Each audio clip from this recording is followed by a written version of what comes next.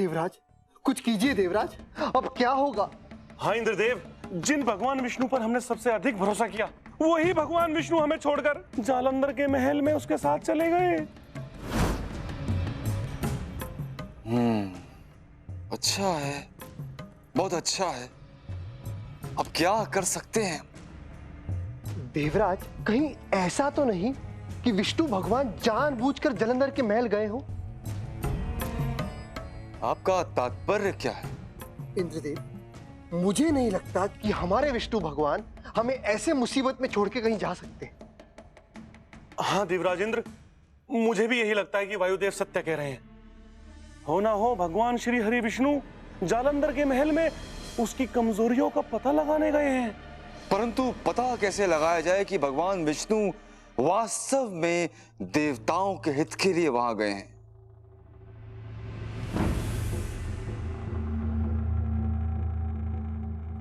नारायण नारायण नारायण।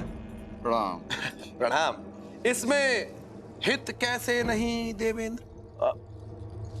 कैसी बातें करते हैं नारद मुनि?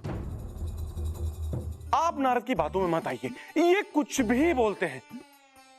मैं तो कहता हूं कि हमें स्वयं जाकर पता करना चाहिए कि श्री हरि विष्णु चाहते क्या हैं। ठीक है, अब मेरी कोई आवश्यकता नहीं है तो मुझे आज्ञा दे। नारायण नारायण।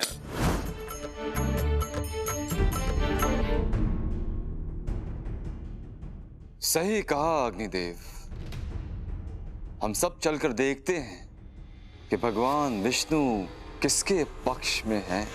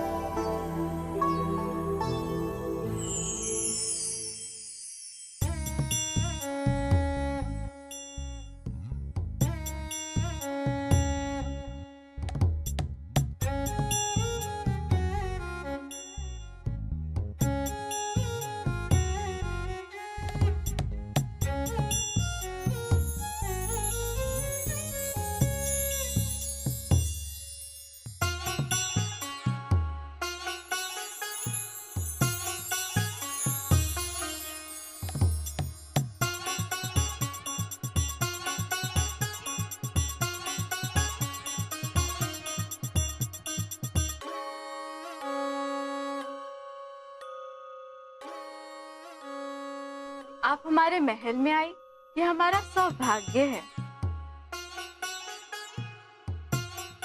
क्षमा करें नारायण, हमने आप पर अस्त्र उठाया। क्षमा मांगने की आवश्यकता नहीं है। आपने तो वही किया जो एक राजा को युद्ध में करना चाहिए।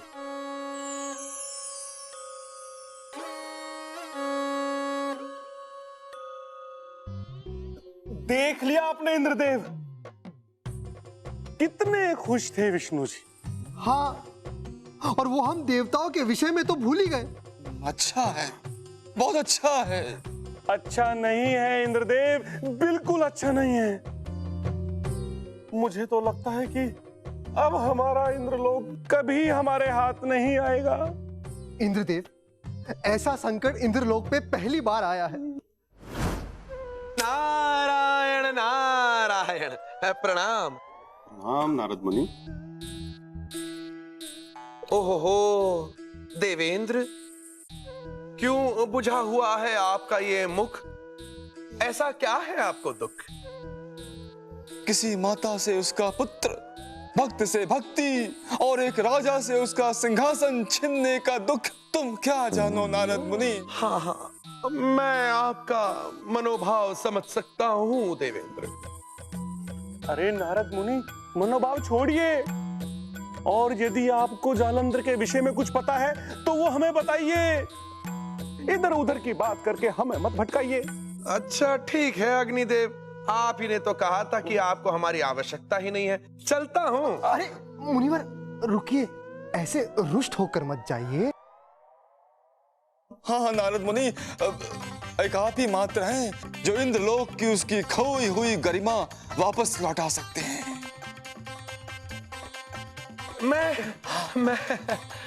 मैं कैसे? सर्वप्रथम मुझे जालंधर के विषय में बताएं। जालंधर? हाँ। उसकी उत्पत्ति तो आप ही के कारण हुई है इंद्रदेव। मैं? भूल गए? आपको अगर ज्ञात हो तो आप कैलाश पर्वत पर गए थे।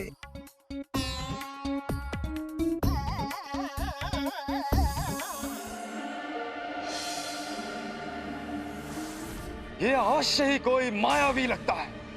मैं तुझे छोड़ूंगा नहीं मायावी। दुष्ट पाखंडी, पाखंडी हो, ढोंगी हो।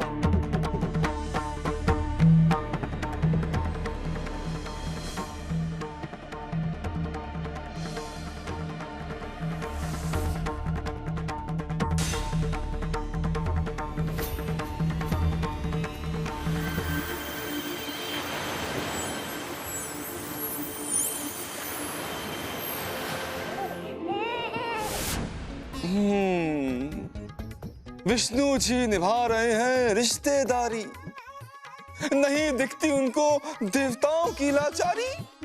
ये अच्छा नहीं है।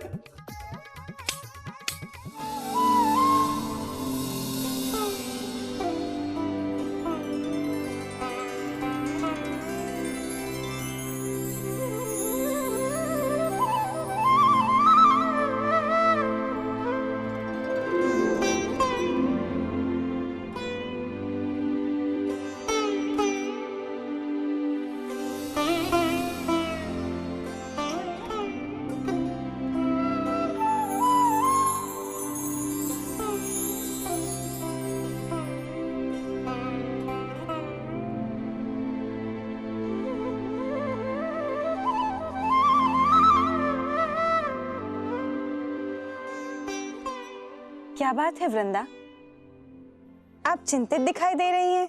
देवी, मैं अपने स्वामी के विषय में चिंतित रहती हूँ। जालंधर के विषय में? किंतु क्यों? मुझे उनके प्राणों की चिंता लगी रहती है। आप घबराइए नहीं देवी। कैसे नहीं घबराऊं? असुर गुरु शुक्राचार्य के बहकावे में आकर उन्होंने देवताओं से शत्रुता जो मोल ली है। देवी,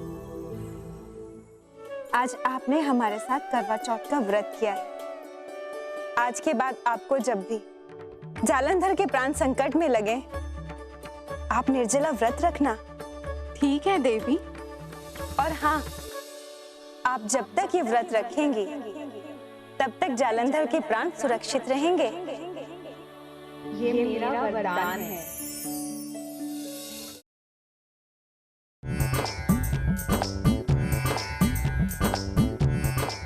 तो नारद मुनि, आपके कहने का तात्पर्य ये है, आज हमसे इंद्रलोक छीनने का एकमात्र कारण देवराज इंद्र है। जी हाँ अग्निदेव, सत्य वचन। अच्छा है, बहुत अच्छा है, जैसे सारी भूल मेरी ही है।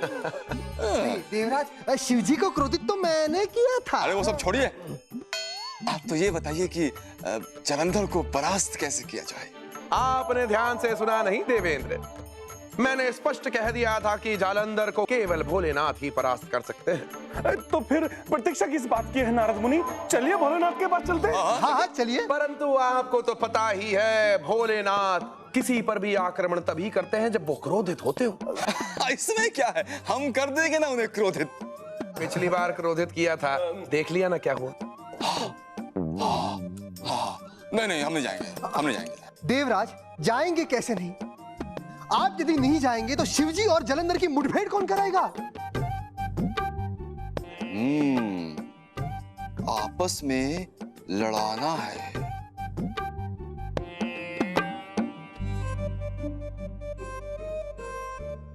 नारद! अब क्या हुआ? मैं क्या करूं? अब आप ही हैं जो हमारी सहायता कर सकते हैं। मैं क्या कर सकता हूं देवेंद्र? मैं आप उन्हें भड़का तो सकते हैं। नहीं, ये ना हो पाएगा। नारद, यदि आप विष्णु के परम भक्त हैं, तब तुम्हें ये कार्य करना ही होगा। भक्त तो मैं हूं, और अब प्रभु का नाम लिया है तो करना तो होगा। अच्छा है, बहुत अच्छा है। नारायण नारायण। अच्छा है, बहुत अच्छा है। अच्छा है? क्या अच्छा है देवेंद्र? अग्निदेव, अब हमारी समस्या का समाधान हो जाएगा। इंद्रदेव, आपको क्या लगता है, जो कार्य स्वयं नारद के नारायण नहीं कर सके, आपको क्या लगता है कि वो कार्य नारद मुनि कर सकते हैं? जिस असुर से हम सब देवता, स्वयं आप और श्री भगवान नारायण ना जीत सके, आपको लगता है एक साधारण नारायण नारायण बोलने वाला योगी वो उस असुर को पराजित कर पाएगा? बात तो सत्य कह रहे हैं वायुदेव।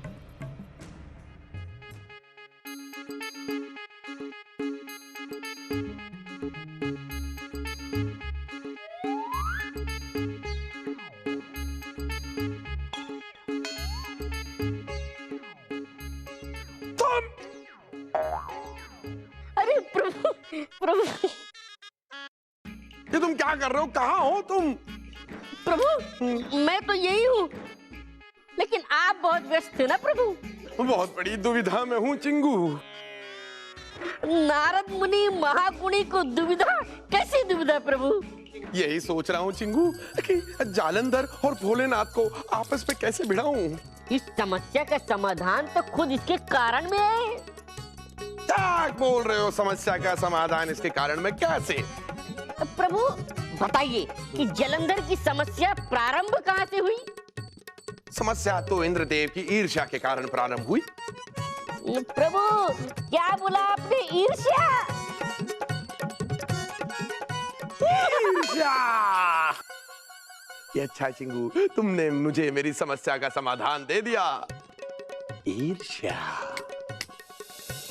नारायण नारायण नारायण। प्रणाम। आइए, आसन ग्रहण कीजिए। धन्यवाद धन्यवाद धन्यवाद। वाह, महल तो बड़ा भव्य है। सब आपकी ही कृपा दृष्टि है गुरुदेव। कहिए, कोई विशेष प्रयोजन है आने का? प्रयोजन? अब गुरु को अपने शिष्य से मिलने के लिए किसी विशेष प्रयोजन की आवश्यकता पड़ेगी। अरे ऐसी कोई बात नहीं है गुरुदेव, कहिए। मैं तो बस यूं ही भ्रमण करते करते तुमसे मिलने आ गया। बड़ी प्रसन्नता होती है तुम्हें देखकर। तीनों लोकों के स्वामी हो तुम। परंतु परंतु क्या परंतु गुरुदेव? वैसे तो सब कुछ है तुम्हारे पास, परंतु फिर भी आपका संकेत किस ओर है? बताइए, ऐसा क्या है जो मेरे पास नहीं?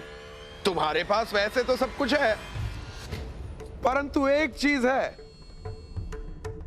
कुछ ऐसा है जो किसी दूसरे के पास है। क्या क्या किसी दूसरे के पास है गुरुदेव? स्पष्ट कहिए, मैं आपका तात्पर्य नहीं समझा। अब तुम इतना कह ही रहे हो तो कहां खो गए गुरुदेव? हाँ, देखो जालंधर, मैं बहुत प्रसन्न हूं कि तुम पूर्ण रूप से संपन्न हो परंतु क्या किंतु क्या परंतु गुरुदेव? आप कब से किंतु और परंतु पर ही अटके हुए हैं? स्पष्ट कहिए, क्या बात है?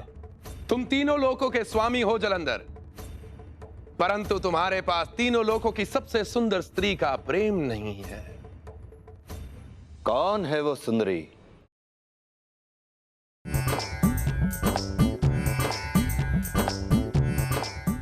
परंतु तुम्हारे पास तीनों लोकों की सबसे सुंदर स्त्री का प्रेम नहीं है।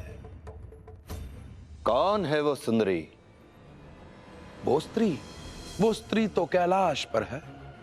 परंतु कैलाश जैसे निर्जन स्थान पर स्त्री का क्या कार्य? क्योंकि वो कैलाश निवासी शिव की पत्नी पार्वती है। पार्वती? हाँ जलंधर, पूरे ब्रह्मांड की सबसे सुंदर स्त्री है पार्वती, परंतु उसका भाग्य तो देखो, कैलाश जैसे स्थान पर एक योगी के साथ जीवन व्यतीत करना पड़ रहा है। आप कदापि चिंतित ना हो गुरुदेव। पार्वती जैसी सुंदर स्त्री को अब उस निर्जन स्थान में और अधिक दिन व्यतीत नहीं करने पड़ेंगे।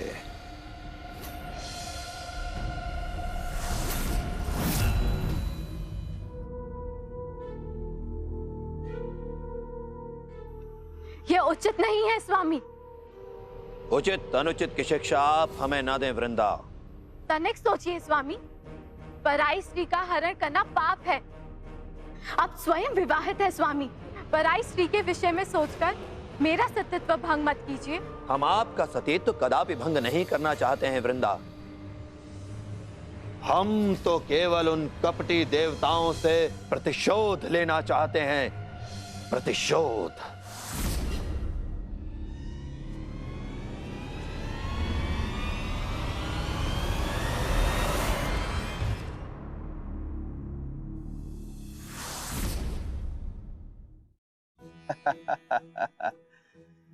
मानना पड़ेगा जालंधर को। ऐसी कौन सी हिम्मत दिखा दी उन्होंने?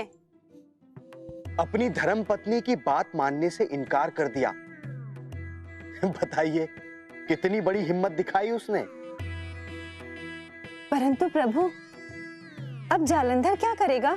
जालंधर ने दुराचारिता की सारी सीमाएं तोड़ दी है देवी, और अब वो पर स्त्री के हरण के विषय में भी सोच रहा है। लज्जा आ रही है हमें जालंधर को अपना भाई कहते हुए। ऐसा घिनौना कार्य करने वाला हमारा भाई कदापि नहीं हो सकता। अब देवी आपसे कौन तर्क वितर्क करे। कभी जालंधर को आप अपना भाई मानकर मुझे उसका वध करने से रोकती हैं, तो कभी उसे भला बुरा कहती हैं। आपके दिमाग को समझना अत्यंत कठिन है देवी।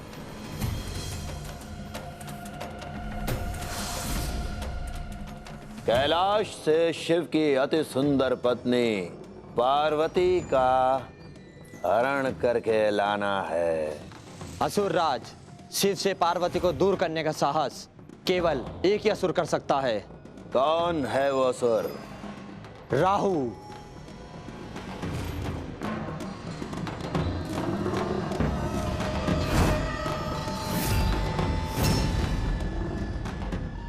राहु।